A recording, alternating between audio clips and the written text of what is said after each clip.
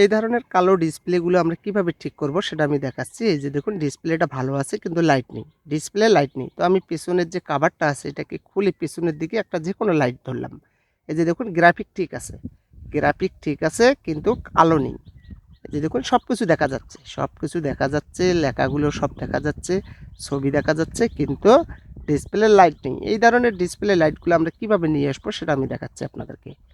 তো সর্বপ্রথমে ডিসপ্লের যে কভারটা আছে এটাকে খুব সুন্দরভাবে আস্তে করে খুলে নিতে হবে। একদম আস্তে করে খুলে নিতে হবে। তো আমি এটাকে খুলে নিলাম, নিয়ে এখন এই যে এলইডি বাল্বগুলো, এই এলইডি বাল্বগুলো আমাদেরকে মেপে দেখতে হবে। এই যে দেখুন এলইডি লাইটগুলো আমি জ্বালিয়ে দেখতেছি ঠিক আছে। তার মানে এলইডি লাইটটা ঠিক আছে। এই যে নিচের দিকে রিবনে ধরলাম এখানে পাচ্ছে না। এই যে দেখুন রিবন পাচ্ছে না। এখন মিটারের লালটা ধরবো তারটা। এই যে দেখুন এটা পাচ্ছে। এটা পাচ্ছে।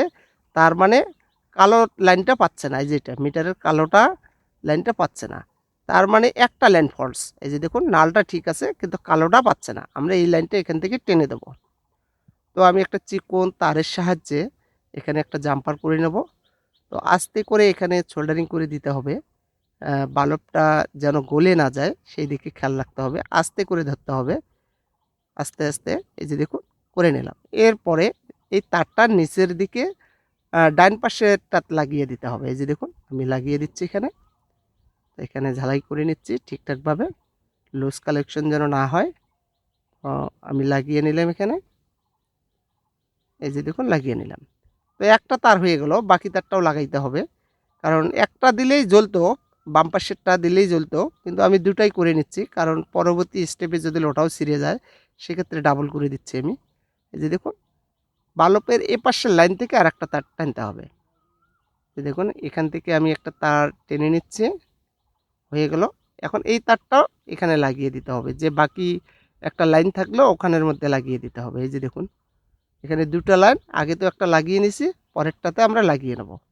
তো এটা তো আমি সুন্দরভাবে করে লাগিয়ে নিচ্ছি। কাজটা হয়ে গেল। এই যে দেখুন ভালোভাবে সোল্ডারিং করে নিলাম। এই যে হয়ে গেছে। এরপরে এখন ব্যাটারি দিয়ে সেটটাকে চালু করে দেখতে হবে যে লাইট আসে কিনা। যদি না আসে তাহলে তারটা ওলটপালট করে দিলেই হবে, 100% হবে। তো আমি এই অবস্থায় ব্যাটারি তো লাগানোই আছে, সেটটা চালুই আছে। তো এখন আমি এই অবস্থায় দেখতেছি লাইট আসে কিনা। এই যে দেখুন লাইট চলে আসছে। এই যে লাইট চলে আসছে। এখন পেছনের কভারটাকে লাগিয়ে নিলাম। এরপরে আমি ব্রাইটনেসটাকে একটু বাড়িয়ে দেব। সেক্ষেত্রে আমি একটু সেটিংয়ে যাব। এই যে দেখুন আমি চলে আসতেছি। সেটিংয়ে যেতে হবে। তো আমি সেটিংয়ে চলে আসলাম। এরপরে ডিসপ্লে সেটিংয়ে যাব। তো ডিসপ্লে সেটিংয়ে গিয়ে আমি ব্রাইটনেসটা বাড়িয়ে দেব কারণ লাইট একটু কম দেখা যাচ্ছে। এই যে দেখুন লাইটটা একটু বাড়িয়ে দিলাম। এই যে চলে আসছে। লাইট এখন ঠিকঠাক আসছে। এই যে দেখুন সব ঠিক আছে, সব ঠিক আছে। এখন আমি কেসিংটা লাগিয়ে নেব। যে লাইট চলে আসছে, আপ ডাউন করতেছে, সব ঠিক হয়ে গেছে। এখন আমি কেসিংটা লাগিয়ে আবারও চেক করব যে ডিসপ্লেটা চাপ খেলে মানে আবার আলোটা চলে যায় কিনা। এবং আমি দেখতেছি এই যে দেখুন সব কিছু ঠিক আছে, ব্রাইটনেস ঠিক আছে এবং লাইটটাও খুব সুন্দরভাবে চলে আসছে। এই যে দেখুন চকচক করতেছে, গ্রাফিকটাও ঠিক আছে, কালারটাও খুব সুন্দরভাবে চলে আসছে। ওকে হয়ে গেছে। তো এই ধরনের প্রবলেম হলে ডিসপ্লে লাইট চলে গেলে তো কিভাবে আসে সেটা আমি দেখালাম আপনাদের।